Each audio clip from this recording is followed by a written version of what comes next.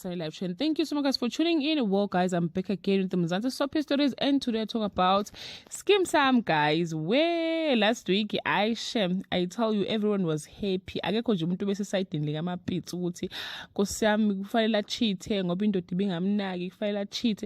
Ngiyakhumbula ukuthi uTipos ubengasamnaka amapitsi guys, especially ekamereni ubengasafuni nokumthinta, like ngiyayikhumbula leyo situation that pushes umapitsi to ukuthi ayojola.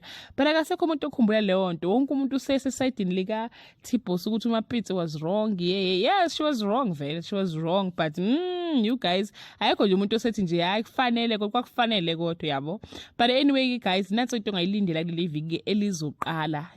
Kusashubile ngampela ke. Bathi ke uMakey uzohamba yogada ke abazukulu bakhe enze show ukuthi ke they are taken care of during the crisis. Joanna's ukuthi ke usisibhetha waxoshwa axoshela ukuthi wathola ibhlue le boyfriend yo kaMesis la wala sebenza khona kaMesis Maputla omncane Junior.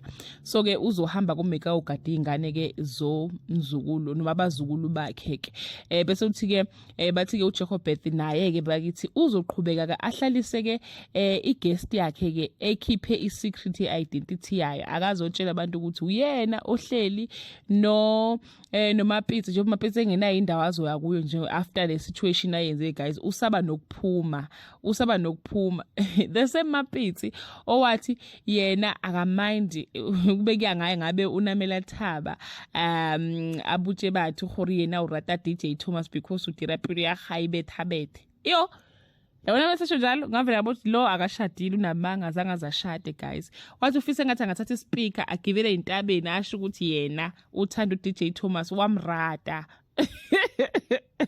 manje sekuyisona akasakwazi ukuphuma ke manje after ukabo menzeleke ukuthi akwazi ukutshela abantu ukuthi yena uthanda uDJ Thomas guys. Yo kunzima kuzoba khona umhlangano ke between ama families eyamaputla neyamahongwa but ke guys ngathi akuzohamba kahle nje wanazi bakhona uMakey ayikho into ezolunga.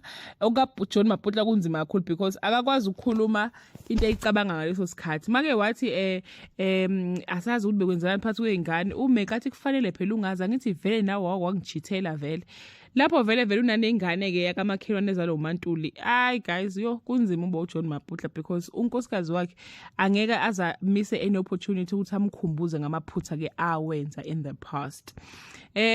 Guys uyagowa kakhulu uTipos uzacabanga nokuthi a divorce but futhi mecabanga ukuthi uzolahlekelwa yini ekudivorceni kwakhe.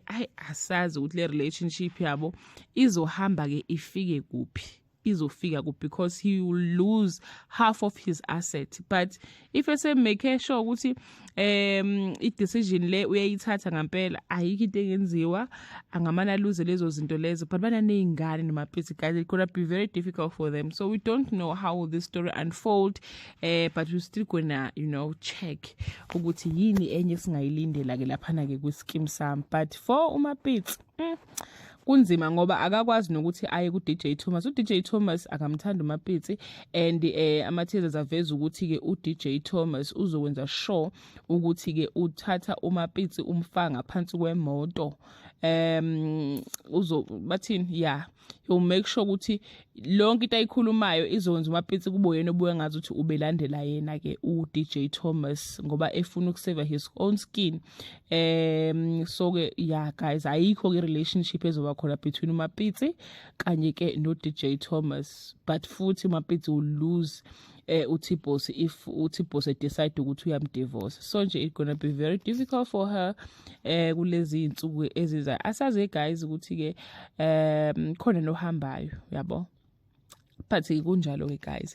That brings us to the end of this video. Do leave your comment below and share your opinion. Bye. I'm back to Sunny Live Trend. Thank you so much guys for tuning in. Well guys, I'm back again with the Mzansi Soapy Stories, and today I talk about Skeem Saam guys.